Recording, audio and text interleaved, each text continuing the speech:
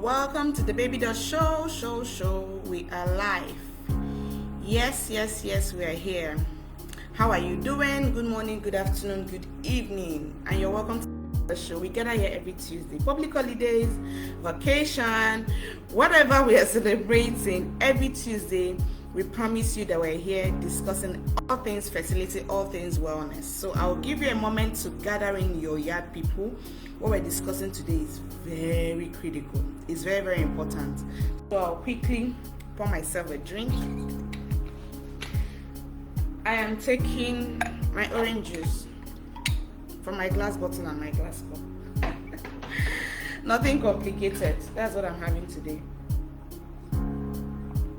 Okay, so let me give you a moment to let me know if you can hear me. Click the wow face or the wow button and let me know that I'm audible and that you can hear me and you can see me very well. Also hashtag first timer if this is the first time you are joining us on the Baby Doll Show, and also hashtag your location. I would like to know where you're joining in from. Yeah, okay, quickly do that. Let me check in. Okay, so I can see me and we are live.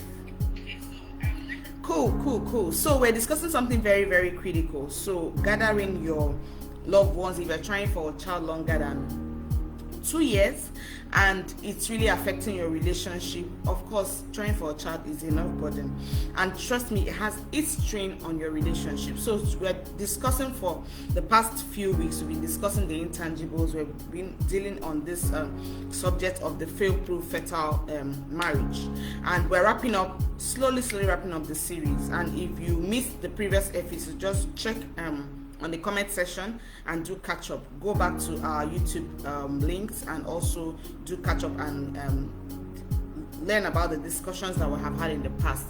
It will really help you to keep abreast of what we're discussing today. So today we're discussing how to become the emotionally intelligent spouse. Who is the emotionally intelligent spouse? My data and on new wedded couples, and there was a research that I read about. They were harnessing and looking at this topic as related to new wedded couples. It indicated that the type of husband who honors and respects the wife was found to be open to learning more about the emotions, the emotional part of her. He comes to understand her world and the things that matter to her, her friends. He may not be emote in the same way that the wife is, but he has come to learn how to better connect with her emotionally. And as he does, he makes choices that shows that he honors her. I often tell people, if you're in a fertility program, you must have heard that me say that over and over again, that love is half the story. Okay, a man can love you, a woman can love you and still cheat on you and still get you angry and really still mess up your life, but he or she loves you. So love is half of the story. I'm talking about respect. There are intangibles that when they are in play big time, with or without absolute love, you can have a happy marriage. Let's give an instance of what I'm talking about. Let's say your husband is watching football. Let's take the regular that most men engage in, and probably the wife needs to talk. The emotionally intelligent man will turn off the television and listen. In that act, he's choosing us over me, because football for most guys is very important. So I believe that the emotionally intelligent husband, I'm taking the husband in perspective now, of course this relates to both, is the next step to social evolution. This does not mean that he's superior to any other man in personality or upbringing or moral fiber. He simply figured out something very important about being married that other men quite do not do right now. So the emotional intelligent spouse is likely to make his or her career less of a priority than his or her family life, because the definition of success has been revised, right? So unlike the conventional husbands or spouses before him, he keeps in touch with his admiration and the fondness for the spouse, for the wife. He communicates this how? By turning towards her in his daily actions. We're not talking about something that you have to do once in a month or not routinely. We're talking about turning towards your spouse. This benefits not only their marriage, but even their children when children come into the play. Because if those things are lacking when you're married, they are not going to suddenly reappear because a child has come into the picture. Yeah. So, and I read about a research recently that shows that a man who can accept influence, mark my words, accept influence from the wife, also tends to be an outstanding father. He's familiar with his children's world. He knows all about their friends and their fears, because he's not afraid, of emotions. He teaches his children to respect their own feelings and themselves. He turns off the football game for them, just like he was doing for their mother, because he wants them to remember him as someone that has time for them. So this new type of emotionally intelligent spouse leads a meaningful, rich life.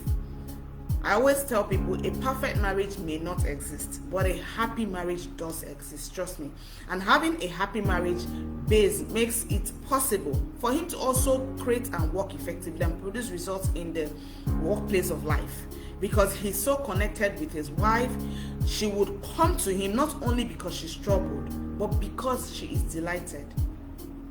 Okay, so if you're joining us now, we're talking about the emotionally intelligent spouse, and we have been on the series The Fail-Proof Fertile Marriage, and we're slowly wrapping up. In about 2 weeks to wrap up this series. And I said, if you have not been following the series in previous weeks, please click the link on the comment section. I'll be in the comment section to engage with you, and so that you can do catch up. You can go to our YouTube pages and do catch up with the previous episodes, because we are laying one brick on top of the other in what we're discussing. We've been on this topic for about 3 or 4 weeks now. Yes.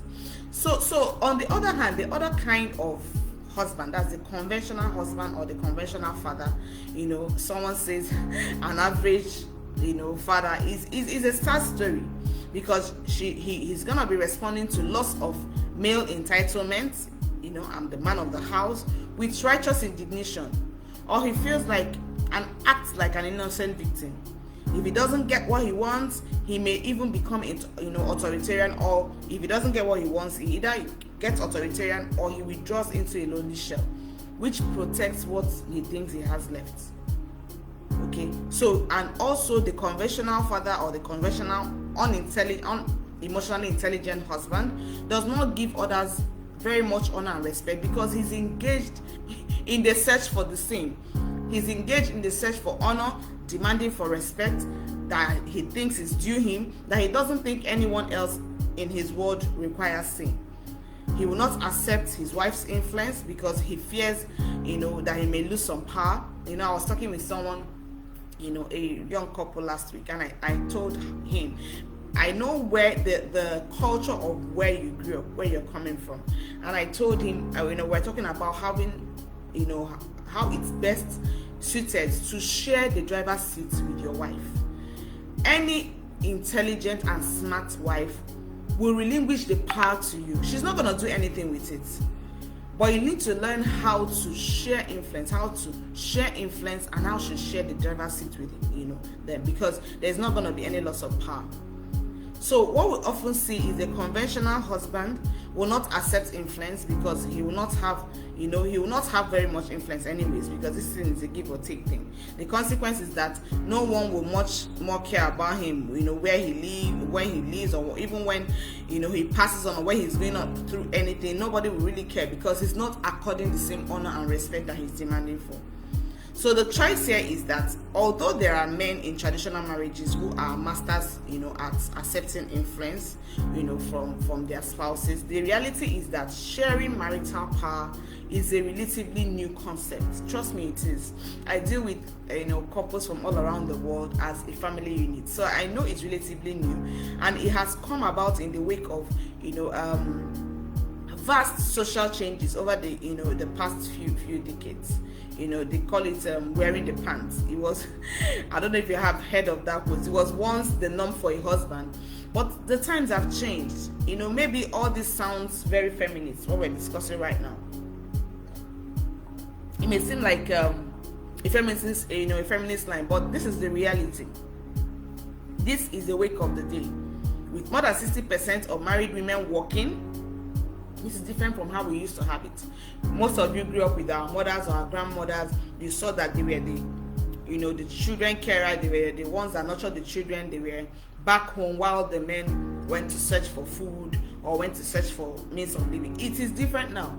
Right now, we'll have more than 60-70% of married women working. So the male role as the sole breadwinner is on the wane. Increasingly, women's job provide them with a source not only for what's it called, for income, but also for economical power, but for self-esteem as well. So a significant number of core issues that we see often between couples today have to do with this change in gender roles. We see it very often because the woman is making money, she has some self-esteem, she doesn't have to run to you for every dime, So this is not just an issue for young couples, trust me. I also deal with people that have been married for over a decade. So we have seen this same pattern among couples in their 40s, in their 60s. Men who are willing to accept influence have been proven over and over again with sound research and from my experience as happily married. Those who are not seeing their marriages, or willing to yield influence become unstable at some point. As one unhappy husband put it, he said, I married Jane and she turned into Muffin Brown. That's not fair. I didn't bargain for this. It's understandable, right, that some men have problems with the shift in the husband role. For centuries, men are expected to be in charge of the family, the hero. That sense of responsibility and the entitlement gets passed down from father to the son in so many subtle ways that, revising the husband's role can be a challenge for a lot of men because this is what they have seen growing up. Some men may even resist being influenced by their wives because they still believe that this new thing about gender role is something that has not come to stay. But trust me, it has come to stay. And there is scientific research that we are living through a cultural transformation, and it cannot be undone very easily. I read about one research that was done. He's an anthropologist, so he devoted his career to studying and comparing hunter-gathering cultures all over the world. On the surface, our lives may seem very different from those of the ants that this researcher was studying, but human nature is fundamentally the same. Trust me. I deal with couples from all over the world, from all walks of life. Human nature is fundamentally the same. So what this researcher found is that there are certain factors that determine whether a culture will be male dominant or egalitarian. Interestingly, they found that no culture was predominantly female. So this researcher also studied the signs that you can use as a tell sign to show that a culture is moving in a direction or the other. That's either it's going to be male dominated or egalitarian. So according to the research, the male dominated societies were found to be characterized by the foods were quite scarce and daily life was hard, and the environment seemed like there was danger lurking around the corner. Meat from large hunting games were almost always more valued than any other food. So hunting large game was always, almost an entirely male activity because women were seen as the, weaker vessel to do that kind of activity. 3, men did not participate in the caring and raising of infants. They may care for their children, alright, but not for babies, for younger toddlers. 4, there is limited female representation in the culture sacred symbols, example in its creation myths. So this researcher found that the culture in which these 4 factors were the most extreme were found to be male dominant, and when these factors moved in the opposite direction, the culture also shifted to an egalitarian mode where the men and the female could share power. I believe you can see such changes happening in our culture today. I believe you can. Consider that now food is plenty and environmental conditions are not very harsh, and enforce laws and order are helping us keep bulk of the people safe, right? That's for the first factor. The second factor, men are no longer the sole breadwinners, like I would mention. They are no longer the hunters of food. There are also other forms of food apart from meat. So women are able to indulge in this other type of sourcing of food, right? The third factor, men are now, they now want to participate more in caring and raising of infants. This has been an explosion. I'm sure you have noticed in the number of men that attend, for us in our childbirth classes, we have a lot of men that want to involve themselves in home birthing of their babies, their newborns. We have a lot of men getting involved in our fertility coaching programs. You go to the park on a Sunday, you're likely to see young fathers carrying, using the push-up strollers, or they're wearing the snugglings, to take care of the baby. This was not how it was before. Many women feel that men still don't do enough in caretaking of the younger one, but it's clear that there is a difference and a shift in the attitude of things. Men are more involved. Then concerning the fourth factor, we also are seeing that there is an increasingly strong female representation in our cultural sacred the symbols. Look about the Roman Catholics or the believers of Christ. Okay, they are seeing that important growth in worship involving Mary, the mother of Jesus. Not only has worship increasingly involved Mary, but her role has dramatically shifted from being a passive recipient of the Holy Ghost, to being a woman who bravely and actively chose to accept the role of motherhood in her encounter with Angel Gabriel. Okay, so she, we also see this in some doctrines and some religions that she intercedes, on behalf of other people that are supplicating for love, for compassion, for wisdom, and all that. So this is a change in the way it used to be. Do you get what I'm saying? So the challenge now is that, for each man is to decide how to deal with this great transformation, because it has come to stay. Our research clearly indicates that the only effective approach is to embrace this change. I'm telling you, it's to embrace this change rather than reacting with anger and with hostility to it. Time and time again, you can separate the happy from the unstable couples based on whether the husband is willing to accept influence from his wife. Let's talk about learning to yield just a little bit. Perhaps the fundamental difference between, the conventional husband and the emotionally intelligent husband is that the new husband, that's the emotionally intelligent husband, has learned that often in life he needs to yield, in order to win. You must not win in every argument or every conversation. The conversation must not end when you win. When you drive through any modern city, Lagos, Abuja, New York, and all that, you encounter frustrated bottlenecks and unexpected barricades that block your normal passage. You can take one of the two approaches to this impossible situation I just narrated. One is to stop, become righteously indignant, and insist that the offending obstacle is going to move. The other is to drive around it. The first approach will eventually end you a heart attack or an ulcer. The second approach, which I call yielding to win, will get you home. So this classic example of a husband yielding to win concerns, let's take the very popular one we all know if you're married, the toilet seat issue.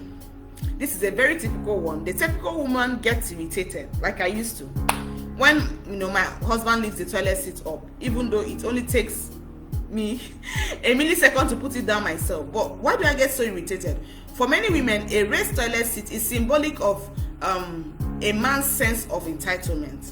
So a man can score major points with his wife by just raising the toilet seat. The emotionally intelligent, wise husband smiles at how smart he is when he drops the lid. So accepting influence is an attitude. It's also a skill that you can hone if you pay attention to how you relate with your spouse.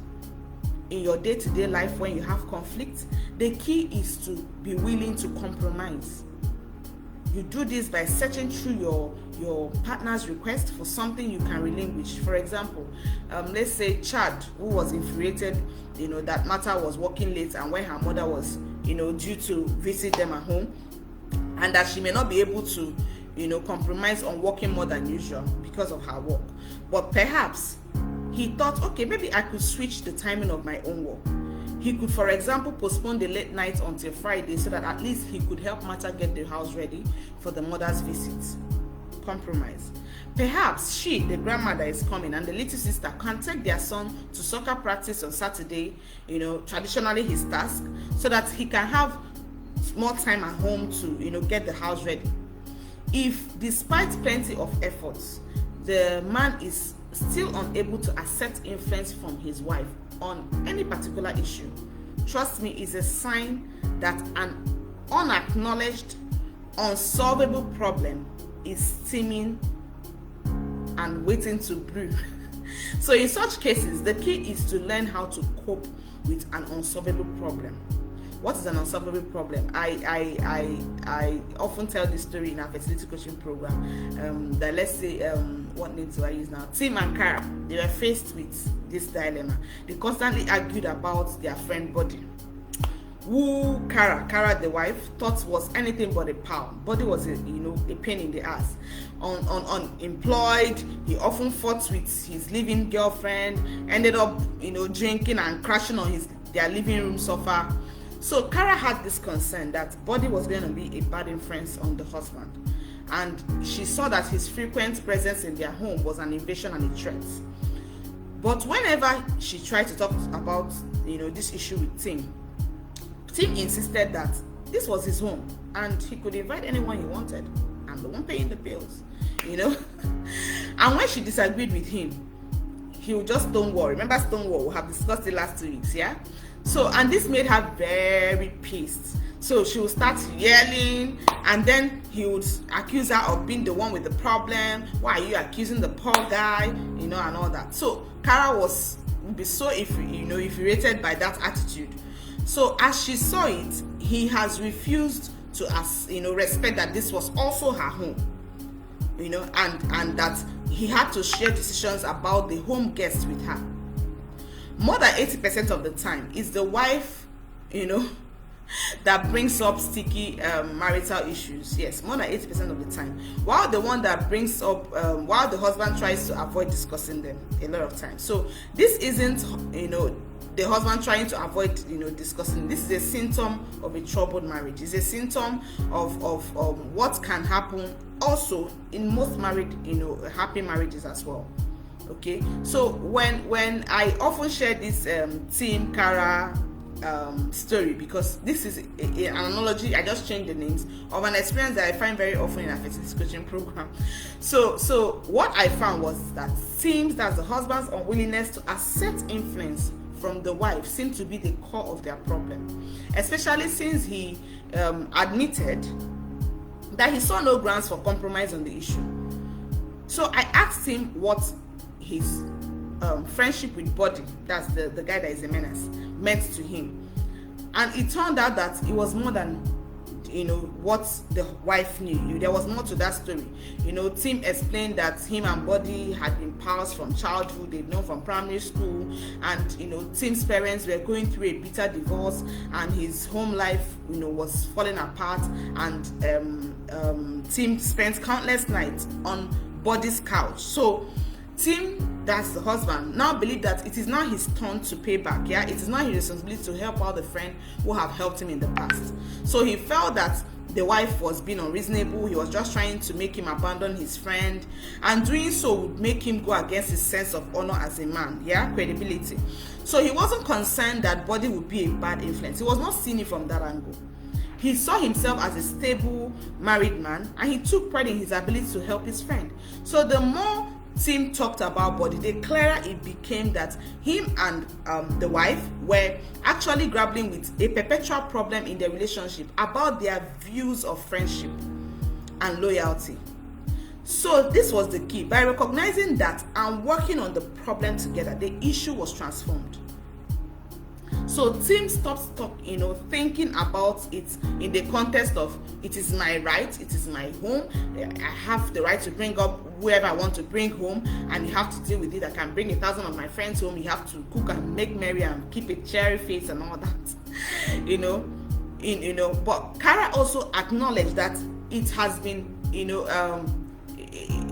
has been Tim's attitude, not just the body presence, that was making her angry. It was the way he responded to her. It was the way he was adamant about it that was really making her angry.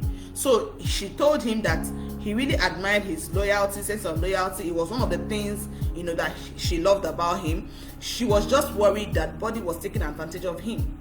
So the husband, on the other hand, acknowledged that Body could be a user, all right, by identifying the issue of what it was, if that's perpetual problem, and agreeing to work with it with the wife. Okay, Tim effectively accepted her influence. They each became, able to see each other's perspective. In the end, they agreed that Body could continue to use their living room as a scratch pad, but less frequently. So they had a timeline to it so that it doesn't become so much of a burden. It took getting to the heart of the perpetual problem before the husband was able to, accept influence from the wife. But in most cases, the key is not just for the husband to be able to share power with the wife, than to get plenty of advice doing so.